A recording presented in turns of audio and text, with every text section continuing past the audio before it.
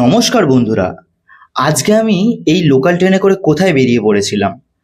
হ্যাঁ, সেটা জানতে গেলে ভিডিওটি সম্পূর্ণভাবে দেখতে হবে আর লাইক শেয়ার সাবস্ক্রাইবও করতে হবে। এখন আমি এই লোকাল ট্রেনে করে যাচ্ছি হাওড়ার উদ্দেশ্যে। এবার আমরা হাওড়ার কাছে অনেকটা চলে এসেছি। এবার স্টেশনে এন্ট্রি নিয়ে নিলাম। এবার আমরা দাঁড়িয়ে আছি হাওড়া অমৃতসর মেলের জন্য।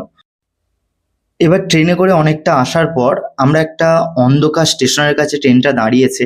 আমরা বাইরে থেকে কিছুটা দেখলাম, বুঝতে পারলাম না। এবার আমরা সকালে 7:30 বাজে তখন আমরা এসে পৌঁছেছি দীনদয়াল উপাধ্যায় স্টেশন, যেখানে বেশ অনেকটাই সময় ট্রেনগুলি দাঁড়ায়।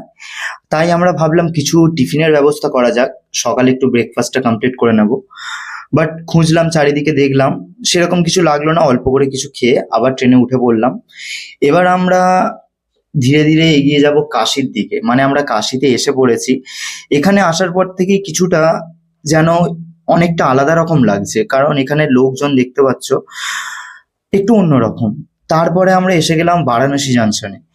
এই জাংশনটি বেশ বড়, আর দেখতে পাচ্ছ স্টেশনটা কতটা বড় আর কতটা সুন্দর, বেশ পরিষ্কার পরিচ্ছন্নই আছে। এখন বাজে 9:30।